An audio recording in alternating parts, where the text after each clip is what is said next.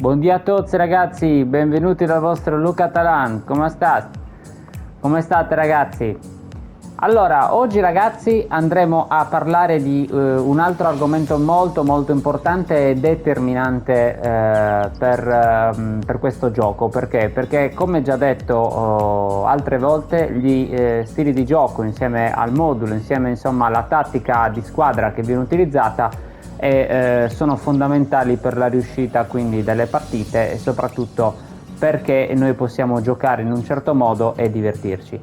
Questo ragazzi è il secondo video e secondo me sono tre video molto importanti, ognuno per i suoi aspetti, ma questo in particolare diciamo ha una certa rilevanza proprio perché i giocatori di quella famosa collanina, no, che vi avevo accennato l'altro giorno nel video scorso in cui parlavamo appunto delle istruzioni individuali, è praticamente un video, ripeto, molto importante. Perché questi meccanismi, chiamiamoli così, questi stili di gioco, o per chi piace chiamarli passive, che hanno i giocatori, intanto dove li troviamo scritti per capire dove sono? Questo lo dico principalmente chiaramente per i nuovi, no, che si stanno affacciando al mondo di football. Li troviamo sotto il nome del giocatore, quindi quando noi andiamo a premere le informazioni del giocatore, sotto il nome del giocatore in piccolino troveremo scritto opportunista, senza palla, rapace d'aria, fulcro di gioco e così via. Adesso andremo ad analizzarle e determinano che cosa sono queste. Fondamentalmente determinano il movimento e il modo di giocare di quel giocatore lì in questione. Quindi un opportunista, ad esempio, tenderà a farmi determinati movimenti. Un attaccante di rientro, per prendere l'esatto opposto, andrà a farmi degli altri tipi di movimenti. Quindi non bisogna solo basarsi sul nome, dico, ok, Mbappé vedo che nella realtà fa quel tipo di movimento. Sì, certo, chiaramente la Konami cerca di essere fedele a quelli che sono i movimenti in campo reali del giocatore nel calcio reale, però delle volte comunque vengono fatte magari delle carte, essendone magari già uscite delle altre in passato magari simili alla realtà, il più simili possibile alla realtà. Ogni tanto ne fanno uscire qualcheduna magari con qualche stile diciamo un po' similare e diverso. Quindi questo video proprio vi va a spiegare ragazzi, per dirlo proprio palesemente, va a spiegare quelli che sono i movimenti che andranno i giocatori a fare in campo in base appunto alla propria passiva, al proprio stile di gioco. Quindi ad esempio partiamo dall'inizio, quindi dall'attacco. L'opportunista ci dice un rapace d'aria di rigore, un rapace dell'area di rigore che gioca a contatto con l'ultimo difensore, posizioni compatibili P. Ok, posizioni compatibili P, diciamo che comunque anche le seconde punte in realtà qui si sono dimenticati, perché ad esempio c'è un Rummenigge fortissimo che è seconda punta di ruolo ed è opportunista, quindi diciamo che comunque gli opportunisti sono o P o seconda punta. Perché l'opportunista è quindi quell'attaccante che praticamente, per dirla in altre parole, andrà a buttarsi negli spazi, quindi ragazzi andrà praticamente a cercare di creare quel buco nella difesa avversaria, quindi con i suoi inserimenti, perché comunque tenderà appunto a proporsi sempre in avanti, quindi sempre diciamo in linea appunto con i difensori avversari. E quando comunque troviamo un opportunista molto veloce è molto facile che scappi alle maglie della difesa avversaria e di conseguenza si possa trovare spesso e volentieri davanti alla porta. È anche diciamo un po' un contro questo, perché comunque ragazzi, se a noi ci serve un attaccante che magari ci faccia un po' più dal raccordo, no, fra lui magari l'esterno oppure l'altro attaccante, di certo l'opportunista non è il massimo da questo punto di vista, perché poche volte tenderà a tornare indietro a recuperarsi i palloni, ma il più delle volte appunto lo troveremo che cerca la profondità. Quindi È per questo infatti che delle volte si mettono anche opportunisti come seconda punta, proprio per evitare che vada sempre solo esclusivamente in attacco, ma che comunque qualche volta tenda a darci una mano magari ai trequartisti, comunque no, almeno farsi vedere. Senza palla, ragazzi, invece un giocatore che attira su di sé la difesa per creare spazio agli inserimenti dei compagni. Posizioni compatibili: punta, seconda punta e trequartista. Questo è vero, questo è un giocatore che diciamo fa dei movimenti appunto senza palla, come dice il vero e proprio nome, nel senso che questi giocatori tenderanno a fare dei movimenti in modo tale da scompigliare un po' le maglie della difesa avversaria, da creare appunto disordine, perché loro muovendosi senza palla comunque attirano su di sé magari il terzino avversario, attirano su di sé il difensore centrale avversario.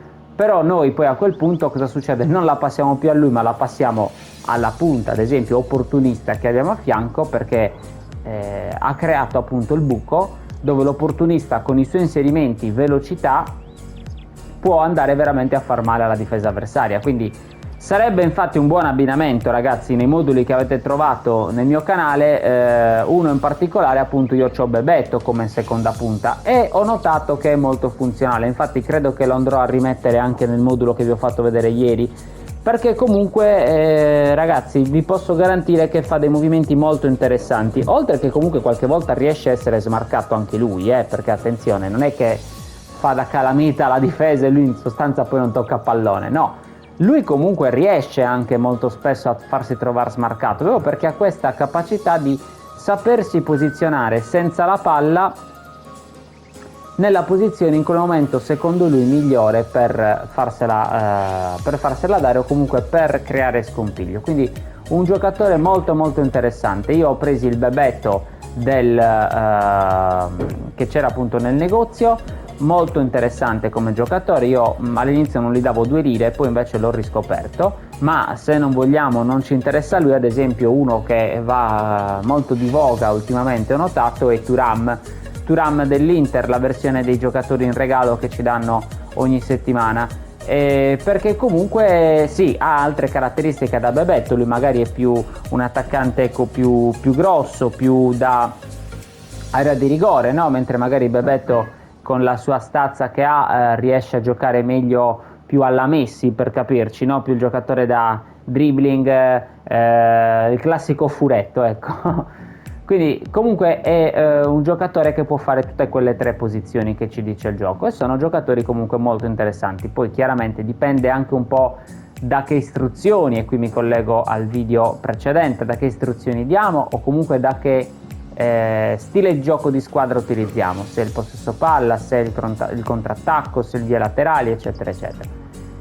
Rapace d'aria, un goleador sempre in agguato nell'area di rigore avversaria in attesa della palla. Posizioni compatibili P. Ok ragazzi, il rapace d'aria è fondamentalmente come un opportunista, quindi è un killer veramente d'area di rigore, un po' come l'opportunista, però a differenza dell'opportunista che tenderà proprio a stare lì sulla linea del fuorigioco, il rapace d'aria diciamo che è quel giocatore che comunque delle volte in più viene a recuperarsi la palla o che comunque sta un po' più di lì, non si butterà sempre in profondità ma verrà anche un pochino più incontro. È molto interessante infatti come attaccante e che comunque sta lì, sta insomma ai limiti dell'area di rigore avversaria, quindi anche lui, però diciamo l'unica differenza è che non si butterà sempre in profondità ogni singola volta, come invece fa quasi sempre l'opportunista.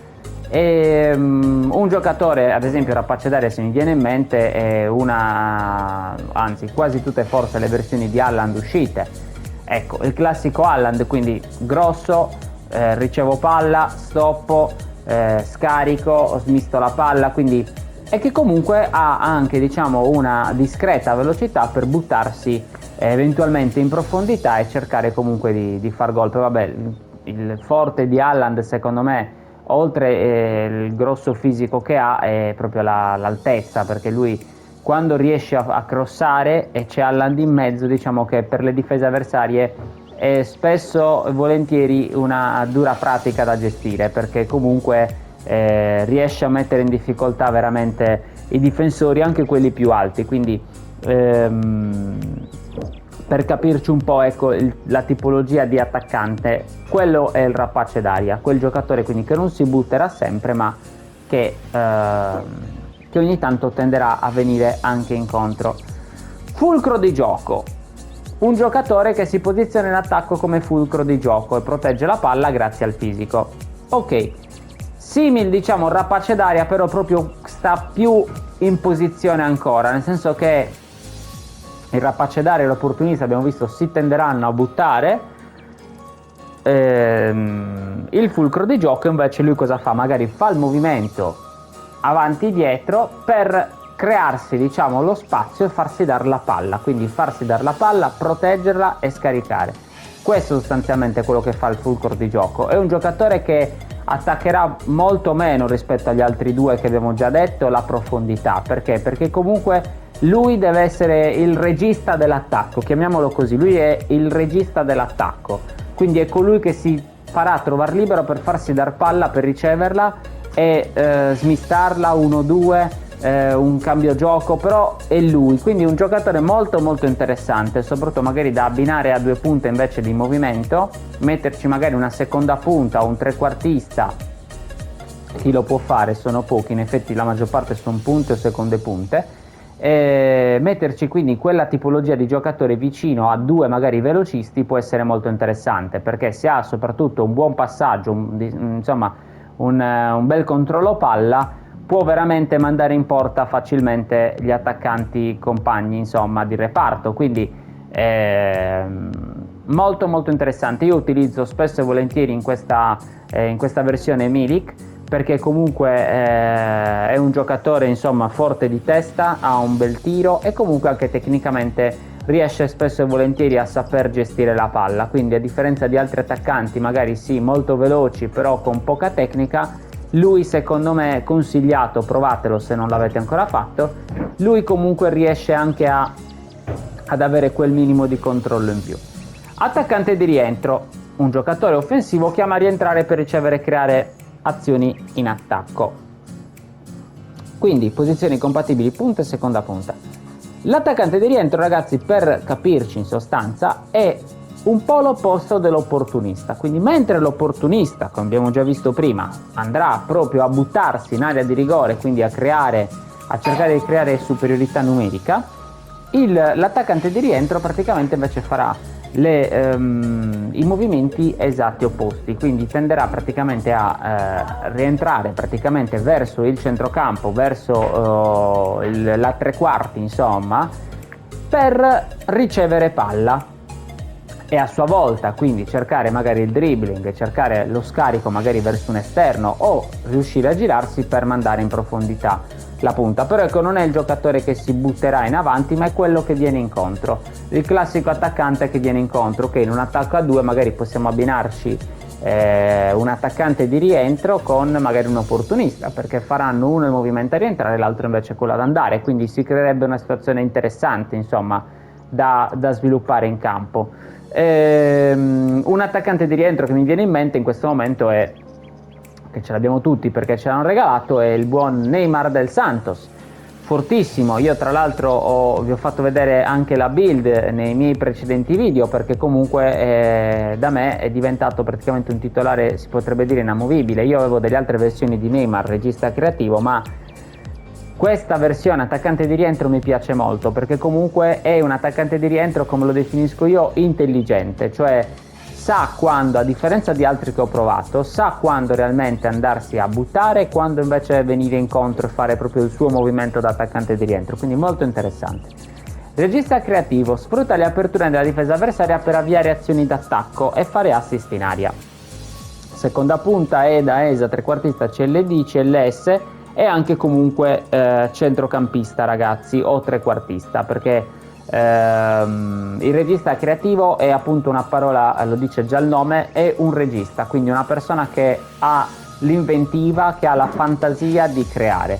Qui diciamo che lo mette fra gli attaccanti, quindi sì, ad esempio un regista creativo potrebbe essere un esterno o una seconda punta, che quindi magari anziché buttarsi sempre in profondità si butterà in profondità, diciamo, in maniera alternata, ma rimarrà le altre volte come scarico, come appoggio o come comunque magari giocatore vicino a cui passare la palla per avviare una nuova azione, quindi per creare magari ancora l'azione o svilupparla. Quindi giocatori molto interessanti, dipende però da che zona lo mettiamo in campo e soprattutto come vogliamo giocare noi. Cioè, esempio, se io gioco con un contropiede veloce, dove ok, mi interessa quindi avere principalmente in attacco tutti i giocatori di inserimento, ci può stare il regista creativo, perché appunto non è che posso pretendere che tutti mi si buttino, perché altrimenti a chi la passo. Però è ovvio che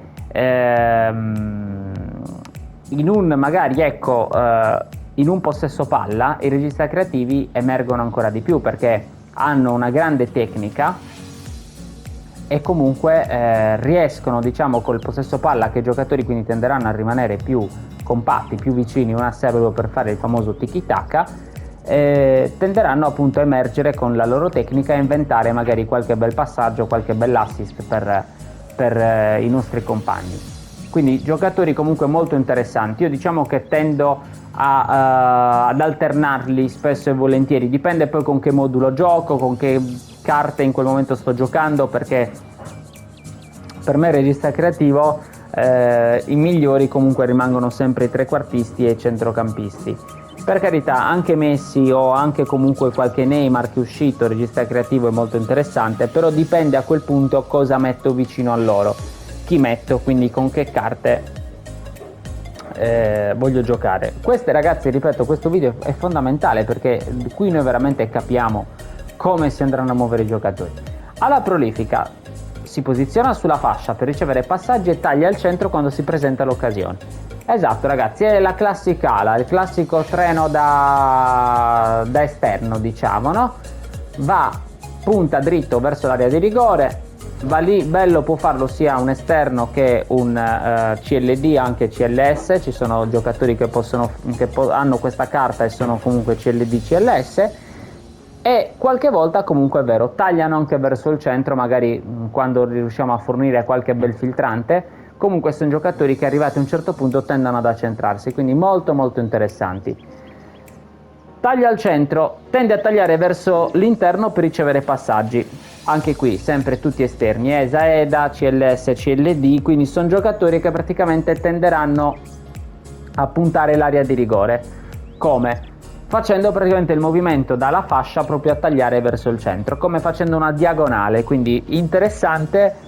Però secondo me è meglio alternarli, cioè avere due tagli al centro sugli esterni non è secondo me il massimo, perché comunque si andrebbe a creare quella situazione come avere due seconde punte. Quindi se invece vogliamo giocare con due veri esterni, con un ESE e un EDA ad esempio e una punta, il classico attacco ad esempio del 4-3-3, lì secondo me possiamo magari metterne uno a destra o a sinistra indifferente, però l'altro metterlo magari alla prolifica, perché comunque uno va, diciamo, nel lungo, invece l'altro taglia verso il centro, altrimenti si andrebbe a creare una situazione simile a un 4-3-3 ma con due seconde punte e una punta. Specialista di cross, resta incollato alla linea laterale in attesa delle opportunità di crossare verso l'interno. Giocatori veramente interessanti questi, quindi parliamo sempre di esterni, chiaramente, che siano terzini o che siano esterni in generale, ali, quindi CLD, CLS, sono molto interessanti perché veramente te la mettono, ragazzi, in testa, e quando riescono insomma a crossare, a crearsi lo spazio e crossare, e in mezzo magari c'hai un attaccante forte di testa, vi posso garantire che con questo gameplay, questa tipologia insomma di gioco, spesso e volentieri fai gol. Cioè ti capita, ecco, un Haaland, per tornare al discorso di Haaland, ti capita un Haaland insomma che è bravo a buttarla dentro di testa, ragazzi, troviamo il crossatore che ci fa vincere veramente le partite. Quindi interessanti. Loro, diciamo, sono simili alle prolifiche, perché comunque anche loro tenderanno a stare larghi, a quindi puntare, diciamo, verso il fondo del campo, però con la differenza che sono molto molto forti nei cross, quindi hanno questa carta che li rende veramente unici. Poi, per carità, alcuni hanno anche il cross calibrato, alcune ali, quindi che comunque li rendono molto performanti, però loro proprio sono specialisti, no? Lo dicevo, però sono specialisti, è come che uno andasse in un negozio e trova uno che sa fare anche quell'altra cosa, invece è un conto invece andare da uno specialista proprio solo di quello, quindi forti. Classico numero 10, un regista di vecchio stampo che predilige un gioco da fermo e passaggi precisi piuttosto che velocità e movimento. SP, trequartista e CC. Classico numero 10, ragazzi, ecco, per capirci un po', è una carta che è uscita da poco, ma ce ne sono insomma diversi molto interessanti, Totti, Del Piero, quindi quella tipologia di giocatori che preferiscono, anziché buttarsi, creare spazi e andare a destra e a sinistra, come fanno invece altre carte, preferiscono stare lì in posizione e ricevere palla, poi loro con la loro tecnica, con la loro inventiva creano l'azione. Sono giocatori interessanti, però come dicevo prima ad alcune carte di queste bisogna abbinarli vicino a dei giocatori di movimento, perché altrimenti si creerebbe, diciamo, un possesso palla e non più magari un contropiede o un contrattacco. Quindi se noi stiamo giocando ad esempio di contropiede e di contrattacco, io consiglio magari mettere così un trequartista, una seconda punta, classico numero 10, ma vicino magari ecco un Rummenigge, un Mbappé, un Tel, un Osimhen e quanti altri, insomma ce ne sono diversi, che invece vanno lì a buttarsi nello spazio pronti a ricevere il passaggio magari ecco di un Totti o di un Del Piero o di un Iniesta, la versione appunto di adesso del calciatore attuale. Insomma ce ne sono tanti altri classici numeri 10 interessanti. Giocatore chiave, un giocatore con il fiuto del gol che si spinge in avanti a ogni minima occasione, seconda punta, trequartista, CLD, CLS o CC. È quel giocatore, ragazzi, che appunto tenderà da centrocampista ad esempio a fare gli inserimenti, una sorta di opportunista, però un opportunista più indietreggiato, diciamola così, nel senso che non è l'opportunista che proprio è punta a punta o al massimo seconda punta, ma è ad esempio un trequartista di inserimento, un centrocampista centrale di inserimento. Io fortissimo ho scoperto da poco questo De Paul del pacco di Messi uscito qualche mese fa, cioè veramente, ragazzi, stratosferico, perché ha la capacità sia comunque di andarmi a chiudere gli spazi in difesa rientrando, che andandosi a buttare in profondità, quindi negli spazi, quindi molto molto interessante. Onnipresente, un giocatore che copre instaccabilmente ogni zolla del manto erboso per tutti i 90 minuti, CLD, CLS, CC e MED. L'onnipresente, ragazzi, è il classico centrocampista recupera palloni, quindi quello che va a riempire appunto lo spazio davanti a sé, attorno a sé, cercando di recuperare in giro palloni e rimpostando l'azione. Quindi classico esempio potrebbe essere un Barella, potrebbe essere un Chessy, potrebbe essere un Tonali, potrebbe essere un Vieira. Adesso è uscita la versione incontrista, ma comunque simile. Quindi classici giocatori, ragazzi, di questa tipologia. Matthaus, molto interessanti, anche lì dipende vicino chi ci mettiamo, cioè giochiamo con un centrocampo a due mediani, ci può stare l'onnipresente, però secondo me a quel punto magari è meglio metterci vicino un collante, che adesso andremo a vedere.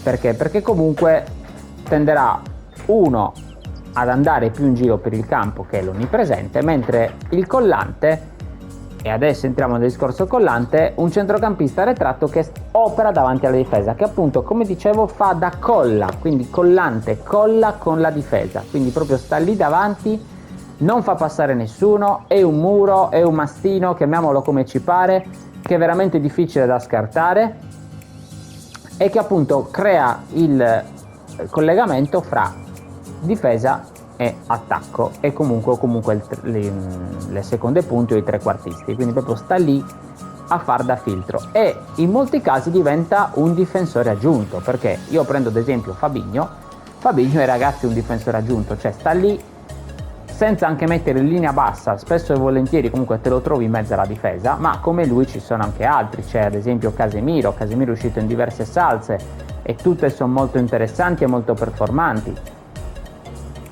C'è ad esempio anche il buon Rice, che è molto il Rodri, che sono giocatori tutti quanti, ecco, di questa, Sergio Busquets, sono tutti quanti giocatori, chi più chi meno, diciamo, molto forti in fase difensiva. Magari ecco un Busquets un pelino meno in difesa, ma è più tecnico.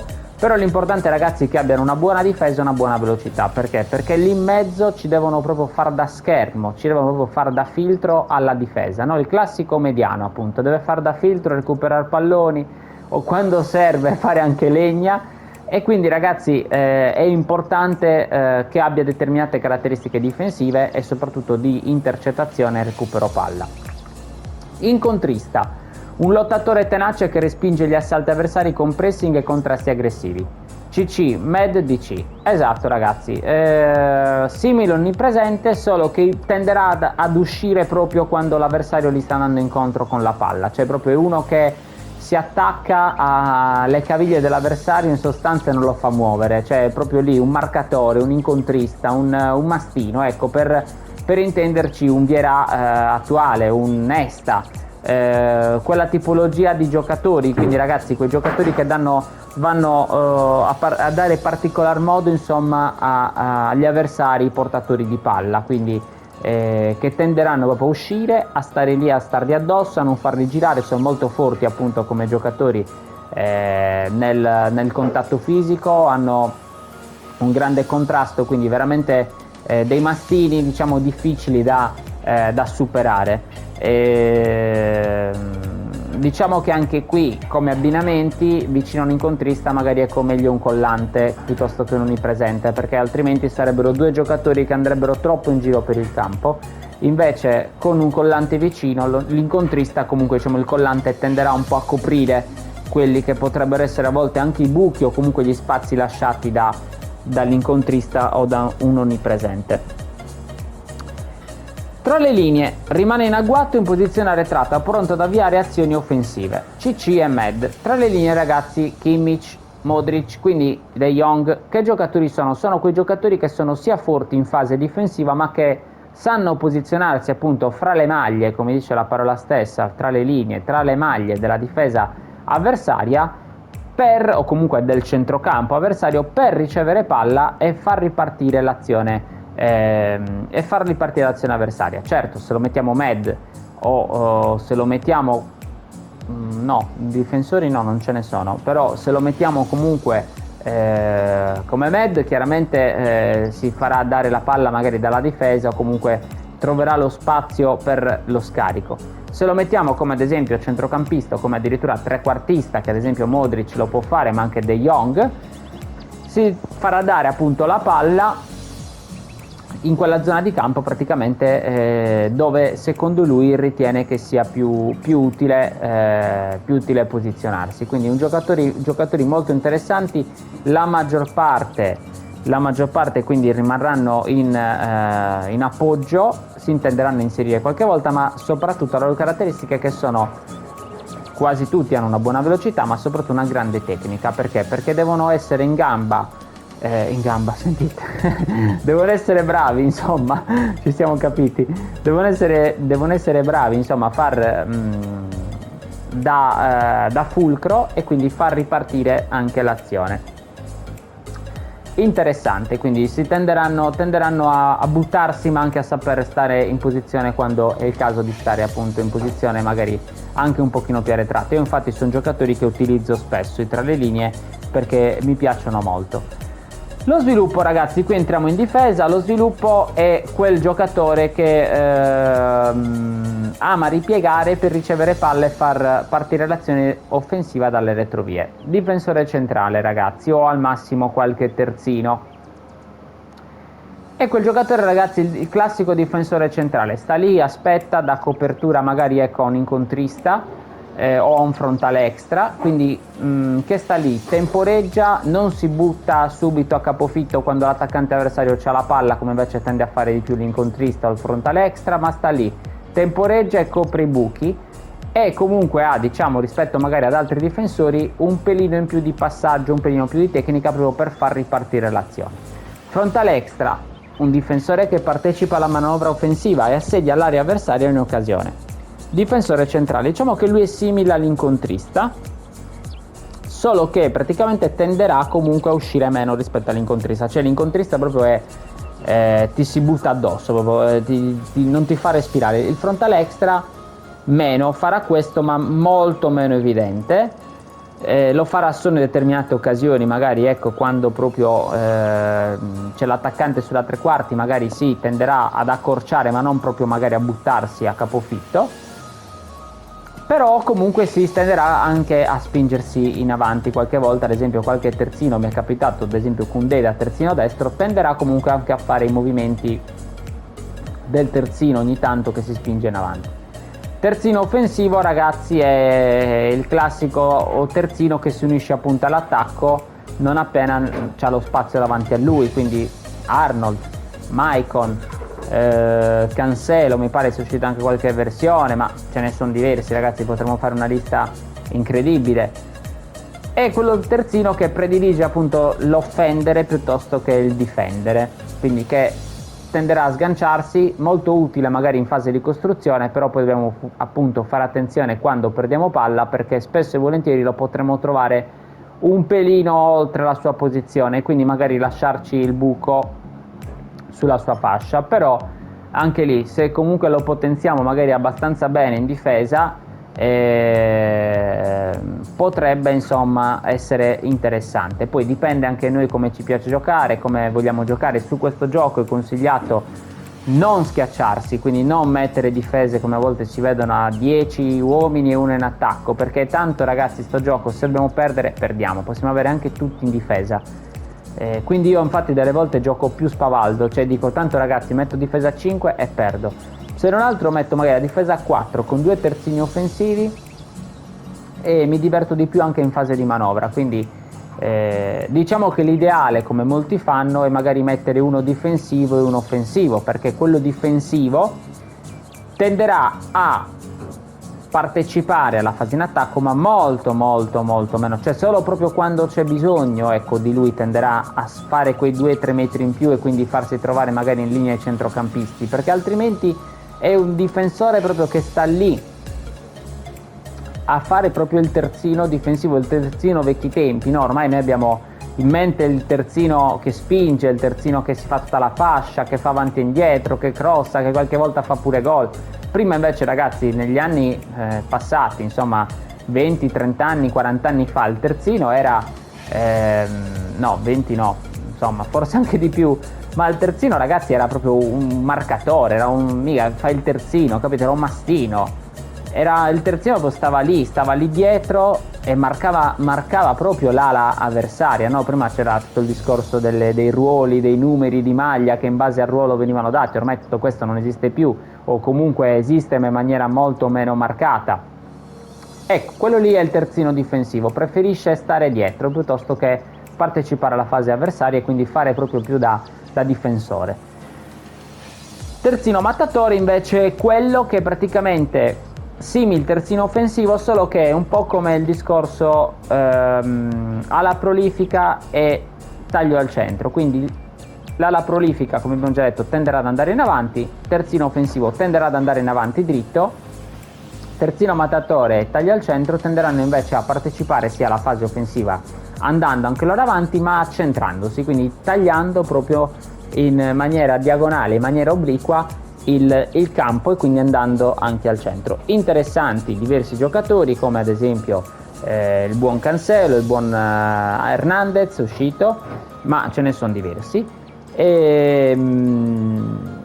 Diciamo che anche questa potrebbe essere una soluzione, magari mettere un terzino difensivo e un terzino mattatore, oppure un terzino offensivo e uno mattatore.